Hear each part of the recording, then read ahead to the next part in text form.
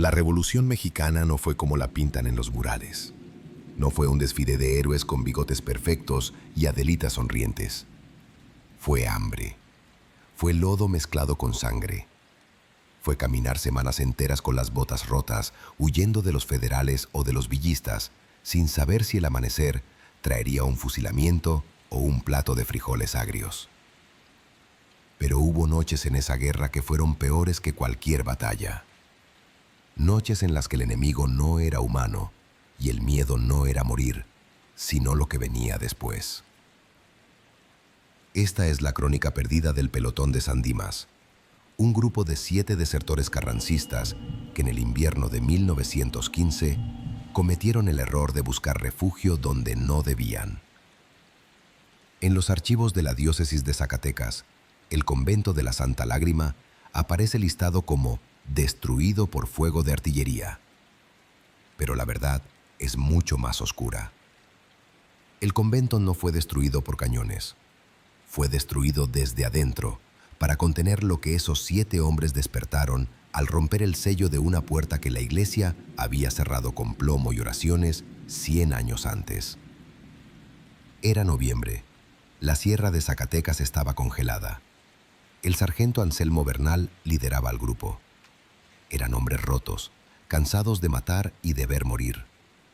Habían desertado después de la toma de Zacatecas, huyendo hacia el sur, buscando perderse en la niebla para regresar a sus ranchos. Llevaban 3 días sin comer, masticando cuero de sus cinturones para engañar al estómago. La tormenta los atrapó en un desfiladero. No era una lluvia normal. Era aguanieve, agujas de hielo que cortaban la cara y convertían el suelo en una trampa mortal. Al caer la noche, vieron la silueta. En lo alto de una loma, entre la bruma, se alzaba una estructura masiva de piedra negra.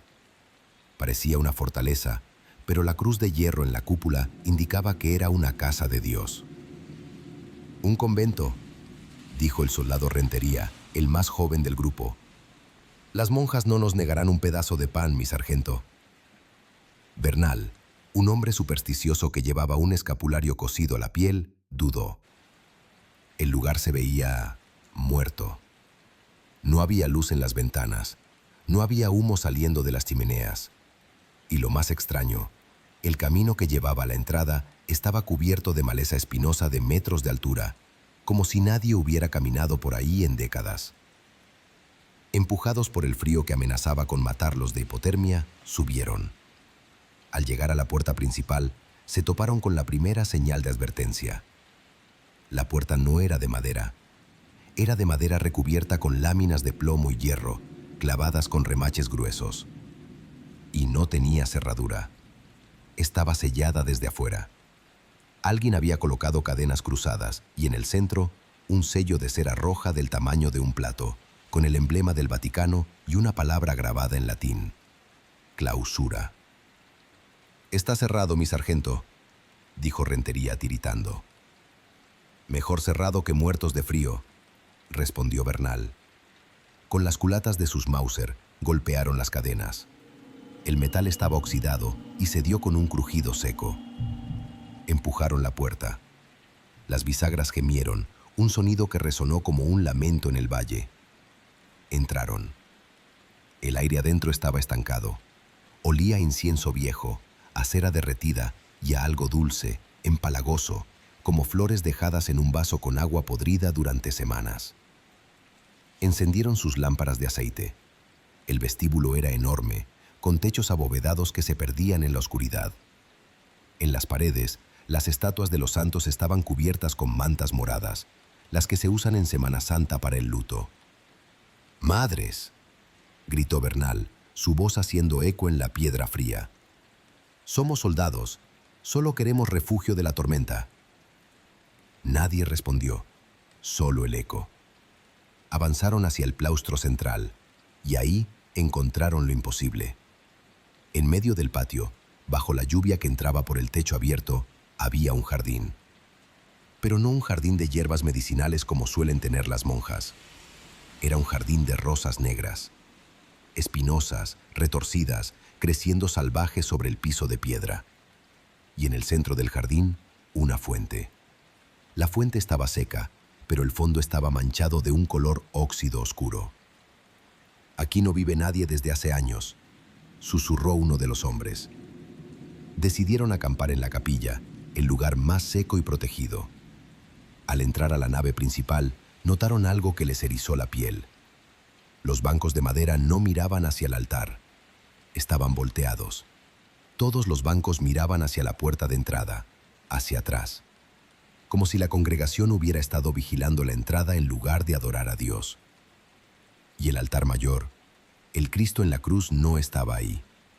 La cruz estaba vacía. Y abajo, en el suelo, había un agujero. Una rejilla de metal soldada al piso que daba a la cripta. El hambre apretaba. Rentería y otro soldado, apodado el Tuerto, fueron a buscar la cocina. Regresaron corriendo 10 minutos después, pálidos como la cera. «Mi sargento, hay comida», dijo el Tuerto temblando. «Pero no la toque». Bernal los siguió a la cocina. Sobre una mesa larga de madera había un banquete servido. Platos de barro con guisados, pan, jarras de vino. Pero todo estaba cubierto de una capa de polvo gris de 1 centímetro de espesor. El pan estaba duro como piedra. La carne en los platos estaba seca, momificada. «Lleva servido 50 años», calculó Bernal. Se sentaron a comer y se fueron. O los llevaron. Esa noche encendieron una fogata pequeña en la capilla, usando madera de los bancos rotos. El calor los adormeció. Bernal hizo la primera guardia. Afuera, la tormenta rugía, pero adentro, el silencio era absoluto. Demasiado absoluto. No había ratas. En un edificio viejo siempre hay ratas. Aquí no. A eso de las 3 de la mañana, Bernal escuchó el sonido. Venía de la rejilla en el suelo, frente al altar vacío. Ras, ras, ras. Sonaba como uñas largas rascando piedra. Y luego, un susurro. Un susurro de muchas voces, femenino, suave, cantando una melodía que no era un himno. Aperire nobis. Abrid, abridnos. Bernal despertó a los hombres. «Algo hay abajo», dijo, desenfundando su pistola. «Seguro son animales, sargento, o refugiados escondidos», dijo Rentería, acercándose a la rejilla. El soldado se arrodilló e iluminó con su lámpara hacia el abismo de la cripta. «¡Hey! ¿Quién anda ahí?», gritó. La respuesta fue inmediata. Una mano salió de la oscuridad a través de los barrotes de la rejilla. Una mano pálida, larga, con dedos que tenían demasiadas falanges. Agarró a Rentería por el cuello de la camisa y lo jaló hacia abajo con una fuerza inhumana. Rentería golpeó su cara contra los barrotes de hierro. «¡Ayúdenme!», gritó, mientras la cosa lo jalaba. Su rostro se estaba cortando con el metal oxidado. Bernal y los otros corrieron a jalarlo de las piernas. Fue un tira y afloja brutal. Los soldados jalando hacia arriba y la cosa de la cripta jalando hacia abajo. De repente, la tela de la camisa de Rentería se rasgó. El soldado cayó hacia atrás, liberado. Pero en la rejilla, iluminada por las lámparas caídas, vieron lo que lo jalaba. No era un animal. Era una mujer, o lo que quedaba de ella. Llevaba un hábito de monja, pero estaba hecho jirones y podrido. Su piel era gris, pegada al cráneo. No tenía ojos, solo cuencas vacías. Y su boca estaba cosida con hilo de oro. La monja muerta se aferró a los barrotes y empezó a sacudirlos. Y detrás de ella, en la oscuridad de la cripta, aparecieron más rostros. Docenas de ellas. Monjas con los hábitos podridos, todas con las bocas cosidas, todas ciegas, empujando hacia arriba, hacia la rejilla. «¡Abran fuego!», gritó Bernal. Los Mauser estaban rodeados. Por el pasillo venían las monjas de la cripta, flotando sobre el suelo, atravesando las paredes. Y por el frente, las estatuas vivientes bajaban de sus pedestales con movimientos rígidos. Bernal entendió entonces por qué el convento estaba clausurado. no era para proteger a las monjas de la guerra. Era para proteger al mundo de las monjas. Ellas no eran adoradoras de Dios. Eran caceleras, o tal vez recipientes. Habían hecho un pacto siglos atrás para obtener la vida eterna, pero la eternidad sin alma es solo hambre infinita. Y ahora tenían carne fresca para romper su ayuno de décadas. La masacre fue rápida y silenciosa. Los soldados dispararon hasta quedarse sin balas. Usaron bayonetas. Pero no puedes matar lo que ya está muerto. Bernal vio cómo el tuerto era arrastrado hacia la oscuridad del claustro por 3 monjas que le arrancaban la ropa y la piel con sus dedos huesudos. Vio a Rentería siendo abrazado por una de las estatuas de cera, que abrió su pecho para absorber al muchacho dentro de sí misma, fusionando su carne con la cera maldita. Bernal, herido en una pierna, se arrastró hacia la sacristía. Encontró una ventana pequeña, alta, que no tenía rejas, solo un vitral emplomado. Rompió el vidrio con la culata de su pistola vacía. La tormenta sopló hacia adentro, mojándole la cara con agua helada. Escuchó pasos detrás de él. Se giró. La abadesa estaba ahí. Era más alta que las demás. Su hábito era rojo, empapado en sangre fresca. Su boca no estaba cosida. Estaba abierta, desencajada, mostrando dientes afilados como agujas. «Te vas», dijo la abadesa con una voz que sonaba como tierra cayendo sobre un ataúd. «Pero llevas nuestra marca. Dile al mundo que estamos aquí. Diles que tenemos hambre, que nos envíen más». Bernal se lanzó por la ventana. Cayó 3 metros sobre el lodo helado del exterior. El dolor en su pierna fue cegador, pero el terror era mayor. Se levantó y corrió. Corrió cojeando, cayendo, arrastrándose por el desfiladero, bajo la lluvia, sin mirar atrás. Escuchaba las campanas del convento repicando, pero no era un sonido metálico. Eran gritos. Gritos humanos que imitaban el sonido de las campanas.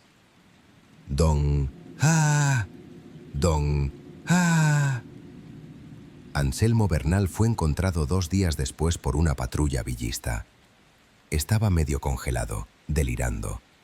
Pensaron que estaba loco por la guerra. Lo llevaron a un hospital de campaña. Cuando los médicos le quitaron la guerrera para curarle las heridas, retrocedieron horrorizados. En su espalda, grabada en la piel viva como si hubiera sido quemada con un hierro al rojo vivo, estaba la misma marca que tenía el sello de la puerta del convento. El emblema del Vaticano invertido y la palabra clausura. Pero había algo más. Debajo de la piel de su espalda, algo se movía. Pequeños bultos que recorrían su columna. Bernal vivió 20 años más. Nunca volvió a entrar a una iglesia. Se convirtió en un borracho del pueblo, gritando a los curas en la calle que cerraran las puertas, que pusieran plomo y hierro. Murió en 1935, ahogado en su propio vómito. Pero la autopsia desapareció. El médico forense que la realizó se suicidó una semana después. Dicen los rumores que, al abrir el cuerpo de Bernal, no encontraron órganos humanos normales. Encontraron que su corazón estaba envuelto en espinas de rosa negra y que dentro de su estómago había un pedazo de cera roja con un mensaje escrito desde adentro. La puerta sigue abierta. El convento de la Santa Lágrima sigue ahí, en algún lugar de la sierra de Zacatecas. No aparece en los mapas modernos. A veces, los excursionistas o los narcos que se esconden en la sierra reportan ver una estructura negra entre la niebla. Dicen que huele a rosas podridas. Y dicen que, si te acercas lo suficiente, puedes ver que la puerta principal está abierta de par en par, esperando a que alguien entre a refugiarse de la tormenta.